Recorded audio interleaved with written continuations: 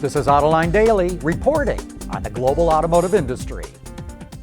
Bloomberg reports that talks between General Motors and Rivian have collapsed. GM was interested in the electric vehicle startup's battery-powered pickup truck and SUV.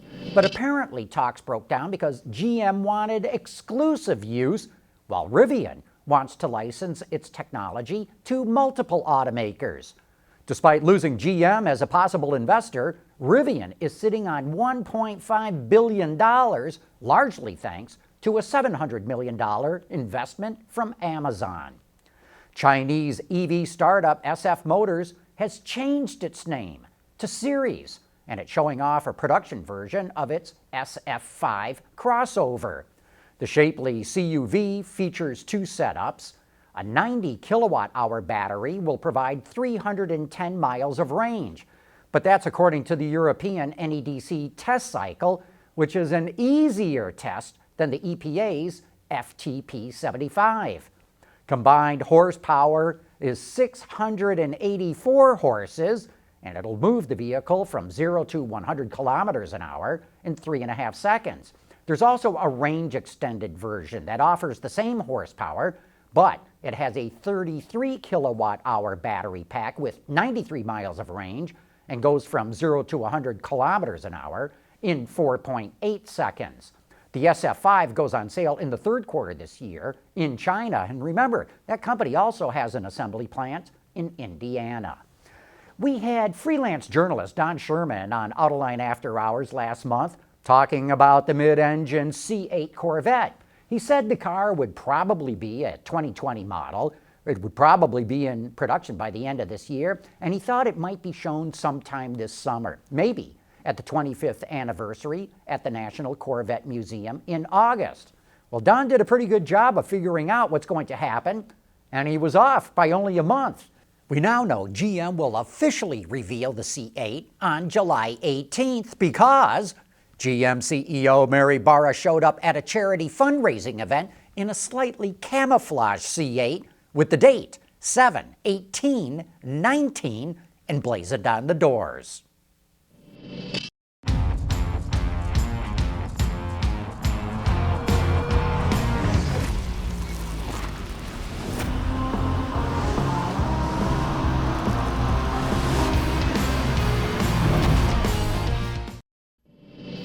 Automakers are using noise cancellation to make engines sound better and passenger cabins quieter, but they measure that noise inside the cabin. Now Bose is taking noise cancellation to a new level, and they call it Quiet Comfort Road Noise Control. It uses a new type of sensor located at the suspension pickup points to detect tire and road inputs to the body. Within milliseconds, the system creates equal and opposite sound waves to the incoming road noise, effectively canceling it out. 6 microphones in the cabin also contribute to canceling incoming noise, including wind noise. The result is a cabin that's made quieter exactly where people are sitting in the car.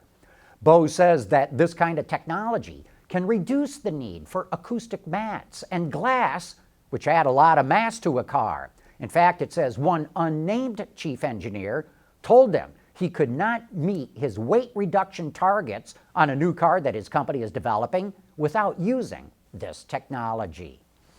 The Trump administration slapped tariffs on imported steel and aluminum, supposedly to save American jobs, but Don Walker, the CEO of the supplier Magna, says it's not working out that way.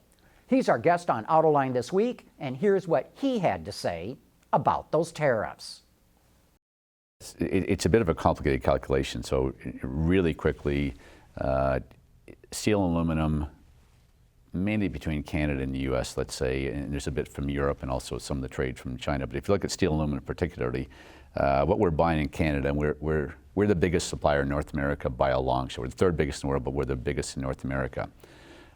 So we have some offsets and we have some pass through the customer, and we'll have the discussions. What's really hurting us is as we bring steel into the US, there's no offset to that. You can apply for a pretty complicated process to try and get relief on that, but it's pretty cumbersome and it's not that successful, quite frankly. So it's actually hurting the profitability of our U.S.-based plants more than anything else. And I think the administration understands that, but I hope they'll do something with it. I think initially was to support the steel industry. I think this, personal opinion, the steel industry has taken advantage of this, taken advantage of the people who were trying to help them, because as soon as they put the tariffs in, all steel prices went up. And not just Canadian steel, right? Very magic. Just happened to be, that it's a bit frustrating. It's really hurting the car companies. They've been public about that. It's hurting the supply base. So I think if the intent is to protect an industry, I understand that, but they have to be reasonable, and I think they have to roll this back, or it'll eventually going to hurt jobs in the U.S. more than anywhere else. And of course, you can watch that entire show right now on our website, Autoline.tv, and you can find it on our YouTube channel. Autoline Daily is brought to you by Bridgestone Tires, your journey, our passion, and by Dow Automotive Systems, advanced materials that deliver better results. Tesla made a big deal about the $35,000 price tag it was going to offer for the base version of the Model 3 when it was first introduced. But it doesn't look like the company has made any of those versions, and now it's even going to phase it out. You can still order one, but you have to call the company or visit one of its stores. You can't do this online. Tesla is also making autopilot standard on all of its models, and it just raised the prices across the board by $2,000. But Tesla is making it easier to get behind the wheel of a Model 3 by offering leases for the vehicle. However, customers won't have the option to buy the car at the end of the lease because those cars are going to be used for an upcoming ride-hailing service.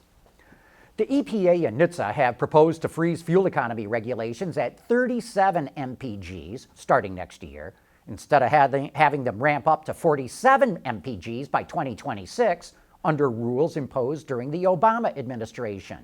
But yesterday, the EPA announced it's going to revise that proposal. Reuters reports that two officials familiar with the matter said that instead of freezing the standards, they expect the agency to require smaller annual increases in efficiency gains. And if this ends up happening, it's going to be a big win for the automakers who were opposed to the freeze, but would just like to see the standards rolled back a bit. And we should see the final proposal with specific numbers in a couple of months. Anyway, that wraps up today's show. Thank you for watching, and we hope you have a fantastic weekend.